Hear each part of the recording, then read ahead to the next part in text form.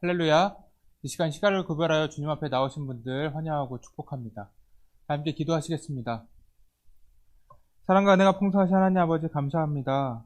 오늘도 귀한 생명 허락하셔서 주님 앞에 시간을 구별하여 예배드리게 하심을 감사드립니다. 주님, 저희가 지금 드리는 이 예배가 신령과 진정으로 드린 예배가 되기 원합니다. 우리의 마음이 언제나 하나님을 바라보며 예배를 통하여 주님을 처음 만났을 때의 기쁨을 회복할 수 있도록 인도하여 주시옵소서. 주님께서는 저희의 기쁨과 소망이 되시는 것을 이 시간 경험하기 원합니다. 저희들을 붙들어 주시옵소서. 이제 말씀을 듣습니다. 말씀을 전하는 자와 말씀을 듣는 모든 성도님들이 은혜 받고 변화되는 귀한 시간이 될 수 있도록 인도하여 주시옵소서.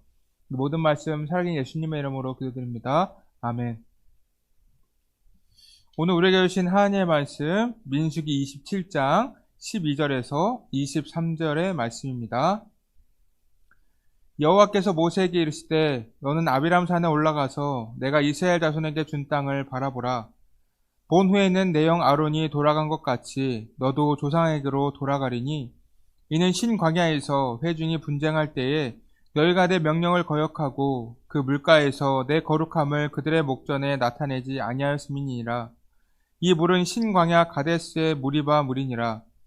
모세가 여호와께 여짜와 이르되 여호와 모든 육체의 생명의 하나님이시여 원하건대 한 사람을 이 회중 위에 세워서 그로 그들 앞에 출입하며 그들을 인도하여 출입하게 하사 여호와의 회중이 목자 없는 양과 같이 되지 않게 하옵소서.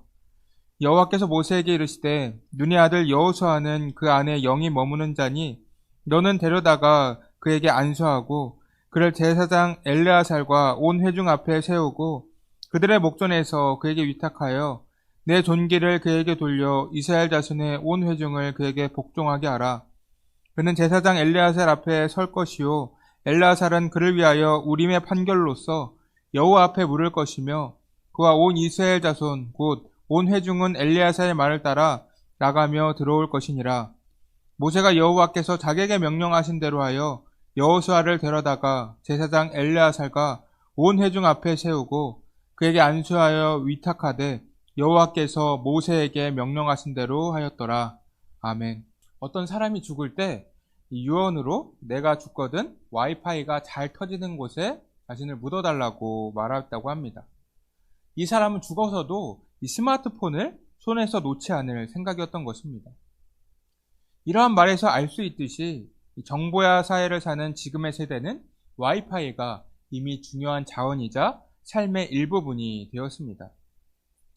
이렇게 모두에게 사랑받는 와이파이의 명칭은 와이어리스 피델리티를 주어 만들어졌습니다. 이 와이어리스는 선이 없다는 의미이고 피델리티는 충성을 의미합니다. 이 전자 용어로는 충성보다는 이 충실도라고 번역하는 것이 더 정확합니다. 연결된 선이 없다라고 하더라도 유선랜을 연결했을 때처럼 이 신호를 재생하는 것이 바로 이 와이파이입니다. 이렇게 보이지 않아도 늘 충실하게 나타나는 것이 와이파이의 정신이라는 것입니다. 이 사람 중에서도 그런 사람이 있죠. 늘 자신의 자리에서 묵묵히 충실히 일하는 사람, 어찌 보면 와이파이와 같은 사람입니다. 우리 주변에 이런 사람이 있다면 같이 일하고 싶을 것입니다. 하나님께서도 이러한 사람을 찾으십니다. 와이파이와 같이 끝까지 자신이 맡은 일을 충실하게 해내는 사람을 원하신다는 것입니다. 성경에서 하나님의 사랑을 받은 사람들이 대부분 그러한 사람들이었죠. 사무엘이 그러했고 사도 바울이 그러했습니다. 이처럼 우리가 하나님께 사랑받고 인정받기 위해서는 우리의 삶 또한 하나님께 끝까지 충성된 삶을 살아야 한다는 것입니다. 오늘 본문의 말씀을 보시면 하나님께서 모세의 다음 후계자로 여호수아를 선택하는 것을 볼 수가 있습니다. 지금 모세가 있는 지역은 이 모압 평지인데 하나님께서는 모세에게 이 모압 평지에 위치해 있는 아비람 산으로 올라오라고 말씀하십니다. 그리고 그곳에서 가나안 땅을 바라보게 하셨어요. 그리고 말씀하십니다. 14절입니다.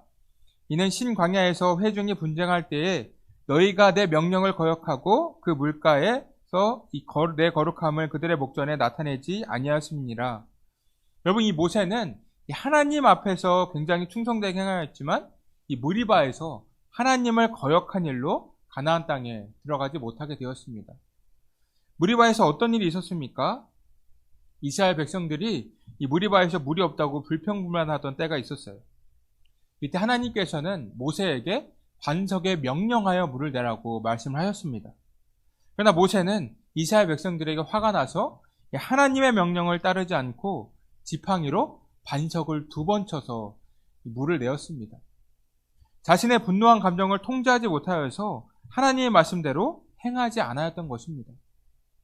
하나님께서는 말씀으로 이스라엘 백성들에게 주의 거룩함을 드러내고 싶으셨지만 모세가 하나님을 거역하는 바람에 하나님의 권위가 떨어졌던 것입니다. 가나안 땅을 향해 가면서 늘 하나님께 순종했던 모세였지만 이 마지막 순간에 하나님을 거역하게 되어서 그는 가나안 땅을 바라만 보게 되었습니다. 여러분, 우리가 모세 입장에서 생각해 본다면 하나님께서 너무하신다라고 생각해 볼 수가 있죠. 사실 모세는 이 양을 치며 평안하게 살고 있었습니다. 그런데 그런 모세를 80세에 하나님께서 애굽으로 보내셨고 이스라엘 백성들을 출애굽할 수 있도록 도왔습니다. 이 광야 생활하면서도 이 모세는 하나님께 죄를 범한 이스라엘 백성들을 위해 몇 번이나 중보기도를 했었죠. 자신을 돌로 쳐서 죽이려고 했던 사람들도 용서해달라고 했던 것이 바로 이 모세입니다. 우리가 볼 때 모세는 하나님의 사람으로서 충분히 그 맡은 바의 직분을 다 감당을 했습니다. 그러면 실수를 조금 한다고 하더라도 용서를 해주셔야 되는 것 아닙니까? 지금까지 모세가 한 일을 생각한다면 하나님의 말씀에 한 번 순종하지 않았다고 해서 가나안 땅에 못 들어가게 하는 것은 어찌 보면 너무한 일이라고 생각이 듭니다. 우리가 모세였다고 한다면 당연히 불평불만하면서 이 하나님께 따질 수도 있었겠죠. 그런데 모세는 어떻게 행동합니까? 그 문제에 대해서 아무런 불평불만을 하지 않습니다. 그리고 슬퍼하지도 않아요. 그저 묵묵히 하나님의 말씀에 끝까지 순종하는 것을 볼 수가 있습니다. 16절 17절입니다. 여호와 모든 육체의 생명의 하나님이시여 원하건대 한 사람을 이 회중 위에 세워서 그로 그들 앞에 출입하여 그들을 인도하여 출입하게 하사 여호와의 회중이 목자 없는 영과 같이 되지 않게 하옵소서. 이렇게 기록되어 있습니다. 여러분, 지금 모세가 하나님께 간구하는 것은 자신을 가나안 땅에 들어가게 해달라고 하는 것이 아닙니다. 새로운 지도자를 임명해 주셔서 그가 이스라엘 백성들을 데리고 가나안 땅에 잘 도착하기를 바라기만 했다는 것입니다. 그만큼 모세는 가나안 땅에 들어가야 한다는 소망을 내려놓고 오직 하나님의 백성들이 가나안 땅에 잘 정착하기만을 원했던 것입니다. 여러분, 이것이 하나님의 종의 모습입니다. 여러분, 이 종이라고 하는 말은 이 헬라어로 둘루스라고 합니다. 종, 노예라는 뜻이에요. 이 하나님께서 이 사랑하시고 인정하는 사람에 대해서 말씀하실 때는 내 종이라는 수식어가 붙습니다. 그래서 내 종 아브라함이라고 부르시기도 하셨고 모세에 대하여서도 내 종 모세라고 말씀하셨어요. 하나님께서는 믿음의 인물들을 자신의 종이라고 말씀을 하셨다는 것입니다. 그만큼 모세는 누구보다도 하나님의 나라를 위해서 일하고자 하였고 하나님께서 원하시는 삶을 살고자 했습니다. 자신이 가나안 땅에 들어가지 못하고 죽음을 맞이할 수밖에 없을 때에도 백성을 인도할 다음 지도자 문제에 대해서 온 관심을 가졌다는 것입니다.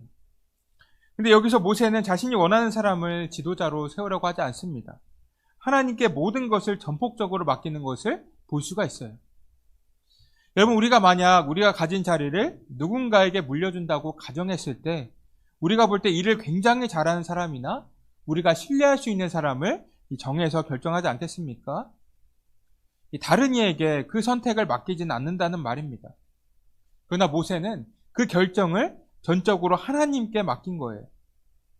하나님께서 자신에게 권위를 준 것처럼 다음 지도자의 권위도 하나님께서 세우셔야 의미가 있다고 믿었다는 것입니다.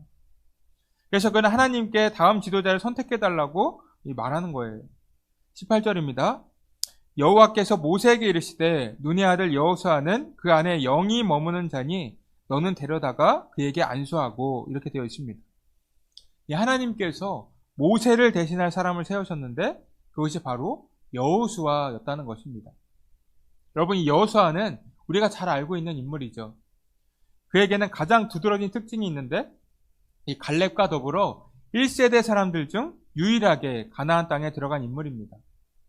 이 여호수아와 갈렙은 가나안 땅을 정탐할 정탐꾼으로 뽑힌 사람들입니다. 그들은 가나안 땅을 정탐하고 온 후에 다른 사람들과는 다르게 긍정적인 보고를 하였습니다. 다른 10명의 정탐꾼들은 우리는 저들에 비하면 메뚜기 같고 보잘것없다고 말할 때 여호수아와 갈렙은 그들과 싸운다면 승리할 것이고 그 땅을 취할 것이다 라고 말하였습니다. 그들은 눈으로 본 현실보다도 하나님의 능력을 신뢰하였던 것입니다. 하나님께서 함께 하신다면 저들이 아무리 강하더라도 승리할 수 있고 가나안 땅을 차지할 수 있다고 믿었다는 것입니다. 그래서 1세대 중 이들만이 가나안 땅에 들어갈 수 있게 된 것입니다. 이 18절에 영이 머문다는 것은 단순히 이 지혜나 통찰력이 탁월했다는 것을 의미하지 않습니다. 이 성령이 충만하여서 지도자에게 필요한 지혜와 능력이 충만한 것을 의미하는 것입니다. 결국에 이 말은 하나님께서 이미 여호수아를 지도자로 택하시고 준비시켜 두었음을 알 수가 있습니다.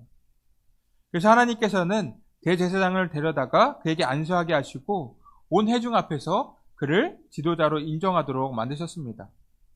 21절입니다. 그는 제사장 엘르아살 앞에 설 것이요 엘르아살은 그를 위하여 우림의 판결로서 여호와 앞에 물을 것이며 그와 온 이스라엘 자손 곧 온 회중은 엘르아살의 말에 따라 나아가며 들어올 것이니라. 이렇게 되어 있습니다. 여러분, 이스라엘은 국가적인 중대사를 직접 결정하지 않았습니다. 이 제사장을 통해서 하나님께 묻는 절차를 받아야 했어요. 그렇게 해서 생긴 법이 바로 우림과 둠림의 판결법입니다. 이 우림과 둠림은 대제사장의 판결 흉패 속에 들어있는 일종의 제비예요. 이것이 정확하게 어떠한 식으로 사용되는지 정확하게는 알 수 없지만 이 판결법을 통해 하나님의 뜻을 알 수가 있었다는 것입니다. 여기서 우림은 빛이란 뜻이고 이 둠림은 완전함이란 뜻입니다. 두 가지 다 하나님의 거룩한 성품을 나타내는 것이죠. 그렇게 이 하나님의 판결이 필요했다는 것입니다. 여러분, 하나님께 어떤 것을 물어볼 때 제비 뽑기를 하지 않았습니까? 이 하나님께 죄를 지은 사람을 특정할 때 제비를 뽑아서 이 죄인들을 색출하였고, 이 하나님의 일을 감당하는 사람을 뽑을 때도 이 제비 뽑기를 했습니다. 즉, 제비 뽑기를 할 때 운으로 뽑는 것이 아니라 하나님께서 개입을 하셔서 사람을 지목하셨다는 것입니다. 이 우림과 둠림의 판결법도 그것과 비슷한 것입니다. 모든 것을 주님께서 선택하시고 계획하셨다는 거예요.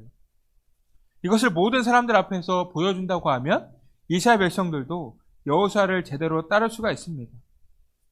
여러분, 이렇게 모세는 이 주님의 일을 최선을 다해서 끝까지 감당해 나아갔습니다.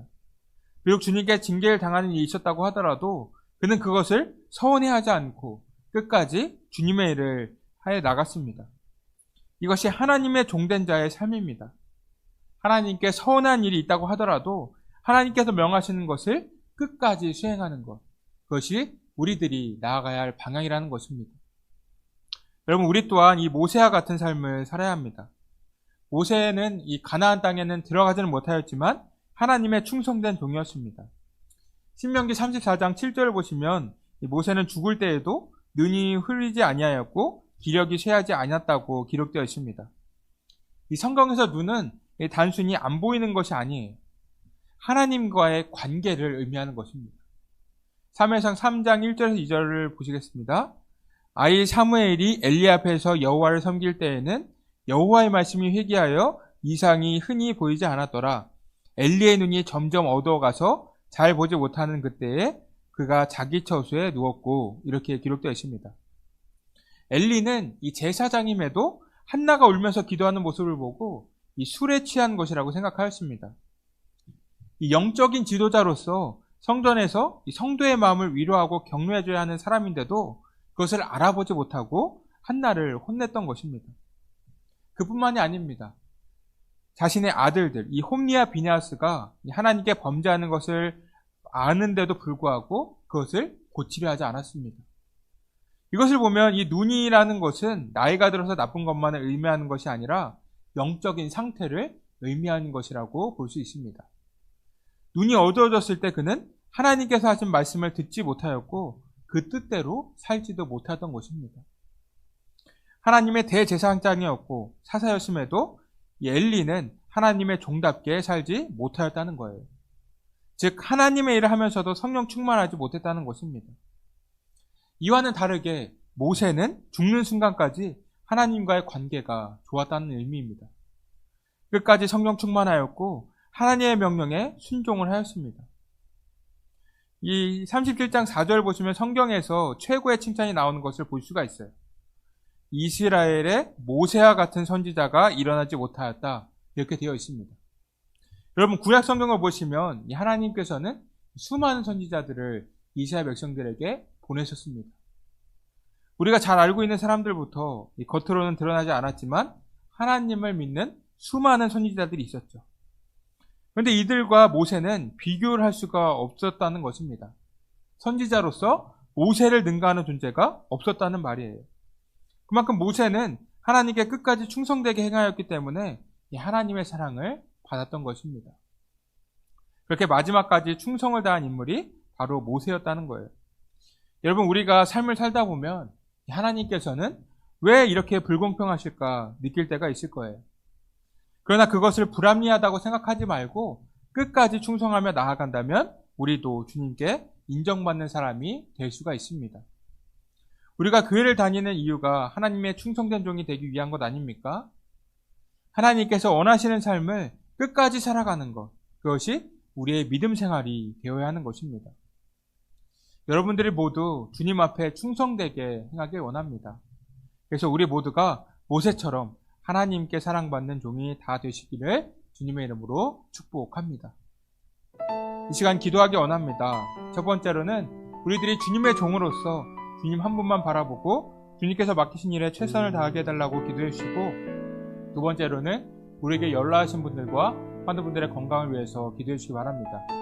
마지막 세 번째로는 우리 다음 세대들의 믿음의 성장을 위해 기도해 주시기 바랍니다. 기도하겠습니다. 주님 감사합니다. 오늘도 귀한 생명을 허락하여 주셔서 이 아침에 함께 말씀으로 은혜 받는 시간을 주심을 감사드립니다. 주님 저희들이 주님께서 원하시는 그리스도의 일꾼이 되기 원합니다. 주님께서는 자격 없는 저희들을 자녀로 삼아주시고 주님의 사역을 할 수 있도록 기회를 주셨습니다.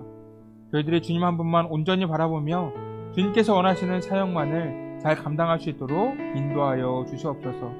그래서 저희들이 모세처럼 주님께서 보실 때 착하고 충성된 종이 다 될 수 있도록 함께하여 주시옵소서. 오늘 하루도 주님의 은혜 가운데 기쁨과 평안이 넘칠 수 있도록 주님께서 인도하여 주시옵소서. 이 모든 말씀 살아계신 예수님의 이름으로 기도드립니다. 아멘.